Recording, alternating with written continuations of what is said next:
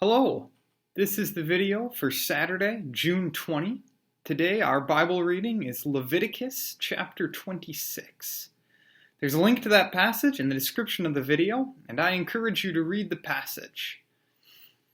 In this passage, God talks about giving rewards, blessings for his people when they obey him, and talks about sending punishment, curses even, for his people when they disobey him.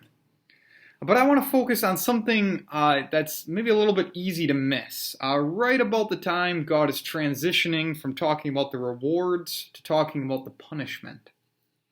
God says, "I will walk among you and be your God, and you will be my people." In some ways, this is the goal of everything that God has done throughout history. The goal of everything that God did amongst the people of Israel. The goal of everything that God has done in Jesus Christ, the goal of everything that God continues to do through the church. God wants to bring human beings into a relationship with him. He wants to make us his people. He wants to be our God. And so in this passage, God talks about obedience, which really comes down to living as God's people. God saves us. He wants us to live as his people. And as we live as his people, we trust that he will take care of us, and God promises that he will. He promises even to bless us, not because our actions deserve it, but because he's a good God who takes care of us.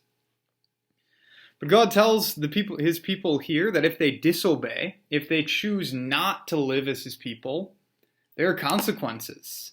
There's punishment. Now, for Christians today, the situation's a little bit different because Jesus has taken the punishment that our disobedience deserves. And we see that God has remained faithful to his promise at the end of this chapter.